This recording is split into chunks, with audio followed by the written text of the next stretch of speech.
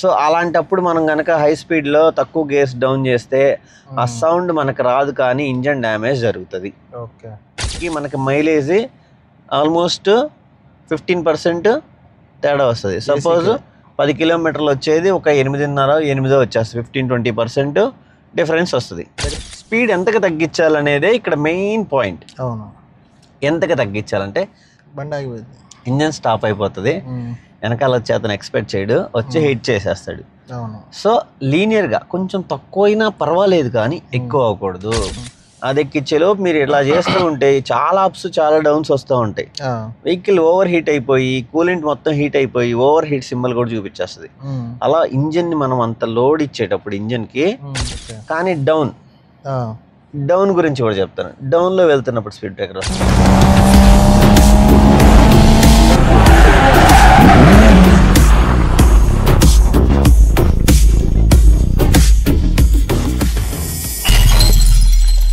Hi friends, hello, welcome to easy drive. నేను మీ MK. Friends, ఈరోజు సాయిరాజ గారు, ఈరోజు మన క్లాస్ ప్రాక్టీస్ వచ్చేసి ఓన్లీ బంప్స్ మన లోకల్ అందరూ ఏమని పిలుస్తారు? స్పీడ్ బ్రేకర్స్ అంటారు. కానీ స్పీడ్ బ్రేకర్ అంటే అది స్పీడ్ బ్రేకర్ అని ఎత్తుగా ఉన్న దాన్నే పిలుస్తారు అందరు జనరల్గా. కానీ స్పీడ్ బ్రేకర్ అంటే ఒక రాయి అడ్డొచ్చిన స్పీడ్ బ్రేకరే, ఒక గుంట వచ్చిన స్పీడ్ బ్రేకరే, టర్నింగ్ వచ్చిన స్పీడ్ బ్రేకరే, ఎవరన్నా యానిమల్ అడ్డొచ్చినా స్పీడ్ బ్రేకరే.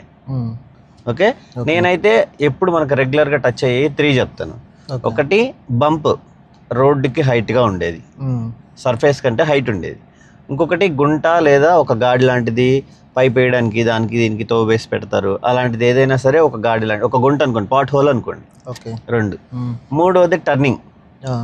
ఈ మూడిటి దగ్గర మనం చేయవలసింది ఒకటే. ఆ మూడిటి దగ్గర మనం చేయాల్సిన సేమ్ థింగ్, స్పీడ్ తగ్గించడం. స్పీడ్ తగ్గించిన తర్వాత మళ్ళీ మనకు మూమెంట్ కావాల్సి వచ్చినప్పుడు క్లచ్ ఓపెన్ చేయాలి. ముందుగానే సపోజ్ కొంచెం దూరంలో ఒక 50 మీటర్స్ దూరంలో స్పీడ్ బ్రేకర్ కనిపించగానే క్లచ్ క్లోజ్ చేయాలి. కరెక్ట్గా 50 మీటర్స్ అనే కాదు, మన కార్ సపోజ్ 80 ఉందనుకోండి, 100 మీటర్స్ ముందే క్లోజ్ చేయాలి, లేదా 150 మీటర్స్ ముందే క్లచ్ క్లోజ్ చేయాలి. రోలింగ్ ఉంటుంది స్పీడ్ కంట్రోల్ అవడానికి. అదే మనం ఒక 20లో ఉన్నాం అనుకోండి, దగ్గరికి వెళ్ళినా కన్నా స్లో చేయొచ్చు. ఇంత దూరం అంత దూరం అని ఒక ఇదేం లేదు. మనం ఉన్న స్పీడ్ని బట్టి ఎగ్జాంపుల్గా కొంచెం దూరంలో మనకి కంటికి కనిపించే అంత దూరంలో అంత దగ్గరలో స్పీడ్ బ్రేకర్ వచ్చేసింది అన్నప్పుడు ఫస్ట్ చేయవలసింది లెఫ్ట్ హ్యాండ్ గేర్ రాడ్ మీద ఉంచుకోవాలి.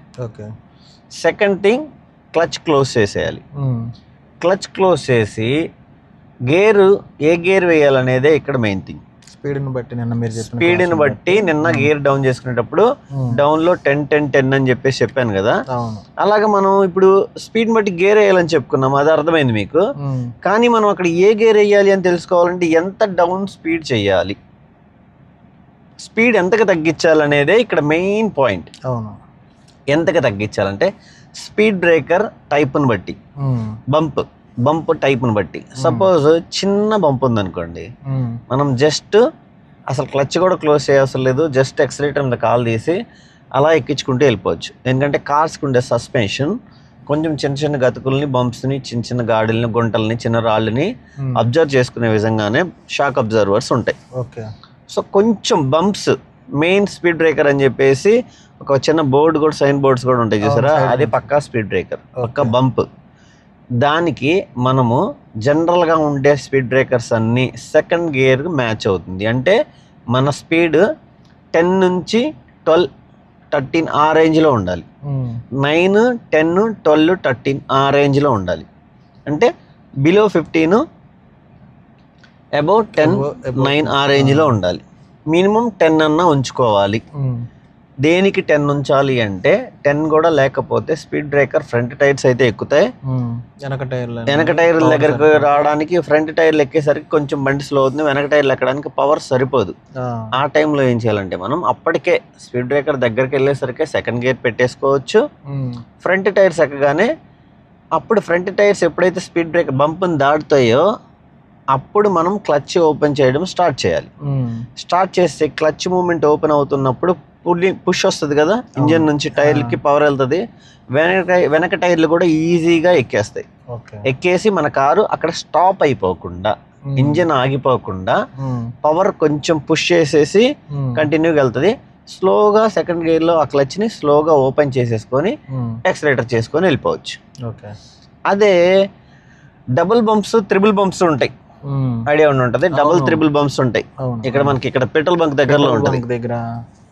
ఒక బంప్ ఎక్కి ఇంకో బంప్ మీద ఎక్కడానికి మధ్యలో ఉన్న గ్యాప్ లో ఇప్పుడు చూడండి కారు ఇలా లెగిసి మళ్ళీ డౌన్ అవుతుంది. అలా డౌన్ అయ్యే క్రమంలో మన బాడీ వెయిట్, మన కార్ వెయిట్ మొత్తం అంతా సస్పెన్షన్ మీదే పడుతుంది. ఓరియంటెడ్ గా సస్పెన్షన్ మీద లోడ్ పడిద్ది. లోడ్ పడినప్పుడు మన గ్రౌండ్ క్లియరెన్స్ సపోజ్ 180 mm అనుకోండి, సపోజ్ ఎంత అనుకోండి. అలా సస్పెన్షన్ డౌన్ అయినప్పుడు మన బాడీ ఇలా తగ్గి గ్రౌండ్ క్లియరెన్స్ తగ్గిపోతుంది. అప్పుడు ఫ్రంట్ ఈ బంపర్ ఉంది చూసారా, ఇక్కడ ఈ సర్ఫేస్ కంటే ఏదైతే ఈ మధ్యలో హైట్ ఉందో ఈ హైట్ అంతకు మించి డౌన్ అవుతుంది ఇలా. అలా డౌన్ అయిందంటే ఫ్రంట్ బంపర్ రెండో బంప్ కి వెళ్ళి గుద్దుకొని బంపర్ ఊడిపోయిన పరిస్థితులు కూడా ఉంటాయి. అంటే అంత లోడ్ పడిద్ది అనమాట. సో మనం డబుల్ బంప్స్ అయినా త్రిబుల్ బంప్స్ అయినా వచ్చినప్పుడు వెహికల్ ని 10 కంటే బిలోకి స్లో చేసేయాలి. మనకి అంత దూరంలోనే కనిపిస్తుంది అది డబులా, త్రిబులా, సింగిలా అనేది మనకు అర్థమైపోతుంది. సైన్ బోర్డు ఉన్న చోట, మెయిన్ చోట సైన్ బోర్డు కూడా డబుల్ బంప్, త్రిబుల్ బంప్స్ అని చెప్పేసి ఉంటాయి. మనకు సైన్ బోర్డు కూడా చాలా క్లియర్ గా ఇస్తారు. ఇవ్వకపోయినా మనకు దగ్గరలోకి వెళ్ళినా కనిపిస్తాయి. కాబట్టి 10 కంటే తక్కువ, సపోజ్ 6, 7 ఆ రేంజ్కి తెచ్చేసేయాలి. అంటే 6, 7 అంటే ఏ గేర్కి తేవాలి అప్పుడు మనం? First gear. అది అంత స్లో చేసాము కాబట్టి ఫస్ట్ గేర్కి తీసుకొచ్చి, మరి అంత స్లో చేస్తే ఫ్రంట్ టైర్స్ ఎక్కగానే ఉన్న స్పీడ్ అంతా డ్రాప్ అయిపోతుందిగా, అది 2కో 3కో పడిపోతుంది. అలాంటప్పుడు కొంచెం క్లచ్ బైటింగ్ లో పెట్టాలి.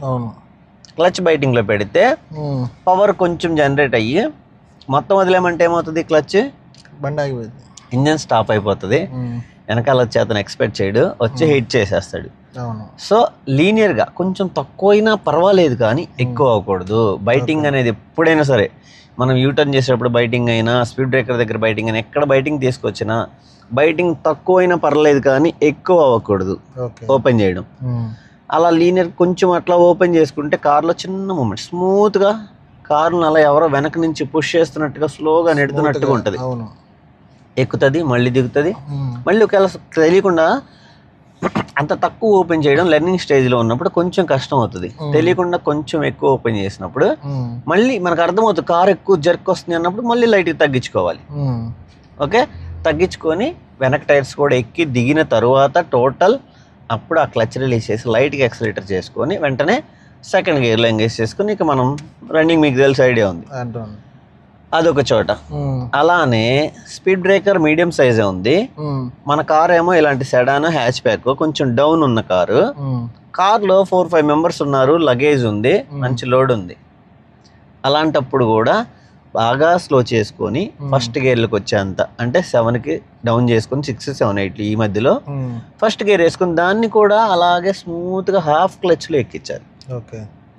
ఇంకా మెయిన్ థింక్ అప్ ఉన్నప్పుడు, అంటే ర్యాంప్ మన ఇంటి ముందు ఎక్కిచ్చే ర్యాంప్ ఉన్నప్పుడు కానివ్వండి, ఏదన్నా హిల్ ఏరియాస్ లో హప్ తో పాటుగా స్పీడ్ బ్రేకర్ ఉంటది. అక్కడ నేను చెప్పినట్టుగా సెకండ్ వేసారంటే ఇంజిన్ ఆగిపోతుంది. దేనికంటే వన్స్ మీ స్పీడ్ బ్రేకర్ అక్కడ ఉందనగా ఇక్కడ క్లచ్ క్లోజ్ చేయగానే వెహికల్ గ్రావిటీ వెనక్కి లాగుతుంది, డౌన్ ఉంటది కదా, మనం అప్ ఎక్కించలేక కార్లో ఉన్న వెయిట్ బ్యాలెన్స్ మొత్తం వెనక్కి, అంటే త్వరగా కార్ని స్లో చేస్తుంది. అలాంటప్పుడు మనం స్లో అవనిచ్చి దగ్గరలోకి వెళ్ళిన తర్వాత ఫస్ట్ గేర్లో తెచ్చేసుకొని హాఫ్ క్లచ్ పెట్టాలి. దాన్ని కూడా అప్పుడు ఆ speed breaker plus hill movement ఎక్కేస్తుంది. వెనక టైర్ కూడా అలా ఎక్కేసిన తర్వాత మెల్ల క్లచ్ ఓపెన్ చేసుకొని హిల్ ఏరియాలో వెళ్ళేటప్పుడు మెయిన్ థింగ్ ఏంటి అంటే, మనం ఫస్ట్ గేర్ మ్యాక్సిమం స్పీడ్ ఎంతవరకు యూజ్ చేసుకోవచ్చు అని చెప్పానండి, 15. హిల్ ఏరియాస్లో 15 లేదా 1.5 RPM. మనం హిల్ ఏరియా ఎక్కేటప్పుడు మాత్రం 1.5 RPMని మర్చిపోయి 2 RPMకి తీసుకెళ్ళాలి. అప్పుడు స్పీడ్ కూడా 15 కాదు, నియర్ బై 20కి వెళ్తుంది. అప్పుడు టక్కన క్లచ్ క్లోజ్ చేసి సెకండ్ గేర్ వేయాలి. ఓకే. లేదు నేను చెప్పినట్టుగా 1.5 RPM కానీ 15 దగ్గర కానీ వెళ్ళి క్లచ్ క్లోజ్ చేస్తే మీరు గేర్ వేసే 2-3 సెకండ్లోనే కారు వెయిట్ బిలో 10కి తగ్గుతుంది, 10 దగ్గరకు వచ్చేస్తుంది. అప్పుడు మీరు వేసే సెకండ్ గేర్ సెట్ అవ్వదు, బండి ఆగిపోద్ది. సో హిల్ ఏరియాకి ఎక్కించేటప్పుడు ఎక్కువ ఆర్పిఎంకి తీసుకెళ్ళి సెకండ్ గేర్ వేసుకోవాలి. మళ్ళీ సెకండ్ గేర్లో 30 కాదు సార్, 35-40 దగ్గరలోకి తీసుకెళ్ళి అప్పుడు మళ్ళీ థర్డ్ గేర్ ఎంగేజ్ చేయాలి. ఇలా ఎక్కువ రేస్ చేస్తుంటే ఇంజిన్ ఓవర్ హీట్ అయిపోతుంది. సపోజ్ శ్రీశైలం కొండ 45 కిలోమీటర్లు, అది ఎక్కించేలోపు మీరు ఇలా చేస్తూ ఉంటే చాలా అప్స్ చాలా డౌన్స్ వస్తూ ఉంటాయి. వెహికల్ ఓవర్ హీట్ అయిపోయి కూలెంట్ మొత్తం హీట్ అయిపోయి ఓవర్ హీట్ సింబల్ కూడా చూపించేస్తుంది. అలా ఇంజిన్ ని మనం అంత లోడ్ ఇచ్చేటప్పుడు ఇంజిన్ కి ఏసీ ఆఫ్ చేసుకోవాలి. ఓకే. సో అప్పుడు ఇంజిన్ మీద లోడ్ పడదు. మనం నార్మల్గా వెళ్తున్నప్పటికీ ఏసీ వేసుకుని వెళ్తున్నప్పటికీ మనకి మైలేజ్ ఆల్మోస్ట్ 15% తేడా వస్తుంది. సపోజ్ 10 కిలోమీటర్లు వచ్చేది ఒక 8.5-8 వచ్చేస్తుంది, 15-20% డిఫరెన్స్ వస్తుంది. మిగతాదంతా ఏసీ ఖర్చు అయిపోతుంది. అంటే ఏంటి అర్థం, లోడ్ పడుతుంది. అర్థమైంది. లోడ్ పడినప్పుడు మనము ఫ్యూయల్ కూడా ఎక్కువ కన్జ్యూమ్ అవుతుంది. మరి అలా హైట్ ఎక్కడమే దానికి కష్టం. మళ్ళీ మనం లోడ్ ఇస్తానంటే ఏసీతో కారు త్వరగా పాడైపోతుంది, త్వరగా ఓవర్ హీట్లోకి వెళ్ళిపోతుంది, బ్రేక్ డౌన్ అవడానికి ఛాన్సెస్ ఉన్నాయి. ఏ సినిమాల్లో చూపిస్తుంటారు, బానెట్ లేపు తిరుపతి వెళ్ళే సినిమాల్లో తిరుపతి వెళ్ళే జీబుల్లో కూడా వాటర్ పోస్తూ ఉంటారు. మళ్ళీ కొంచెం దూరం వెళ్ళిన తర్వాత ఆ వాటర్ మొత్తం ఎవాపరేట్ అయిపోతాయి, బుడగలు వచ్చేస్తూ ఉంటాయి. అంటే అంత హీట్ అయిపోతుంది. హిల్ ఏరియాస్లో ఘాట్ రోడ్స్లో ఎక్కువ రైజింగ్ చేయాల్సి ఉంటుంది. లోడ్ ఎక్కించడం కోసమని రైజింగ్ ఎక్కువ చేయాల్సి ఉంటుంది. సో అలాంటప్పుడు మనం ప్రాబ్లం ఫేస్ చేయాల్సి వస్తుంది. ఓకే. అందుకోసమని హిల్ ఎక్కించేటప్పుడు మెయిన్గా ఇప్పుడు మనం బంప్స్ గురించి చెప్పించుకుంటున్నాం కాబట్టి హిల్ ఏరియాస్లో బంప్ వచ్చినా, ర్యాంప్ మీద బంప్ వచ్చినా, కొంచెం అప్ ఏరియా ఉన్నప్పుడు బంప్ వచ్చినా, సపోజ్ మనం ఒక రోడ్లో వెళ్తూ ఉన్నాము, ముందు ఇంకొక రోడ్డు ఉంది, అక్కడ కొంచెం హైట్ లా ఉంది, అది కూడా స్పీడ్ బ్రేకరే, అది కూడా బంపే. ఒక రోడ్ నుంచి ఇంకో రోడ్ ఎక్కేటప్పుడు కొంచెం హైట్ ఉంటుంది, కొన్ని చోట్ల చాలా సాఫ్ట్గా వేస్తారు తెలియకుండా, కొన్ని చోట్ల కొంచెం బంప్లా ఉంటుంది. అంటే సపోజ్ సైడ్ రోడ్ నుంచి వచ్చి హైవే రోడ్డుకి ఎక్కేటప్పుడు అలాంటి చోట్ల ఉంటాయి. అప్పుడు కూడా మనం ఫస్ట్ గేర్కి వచ్చి స్మూత్గా ఎక్కించుకోవాలి, లేదంటే ఫ్రంట్ బంపర్ తగిలేస్తుంది.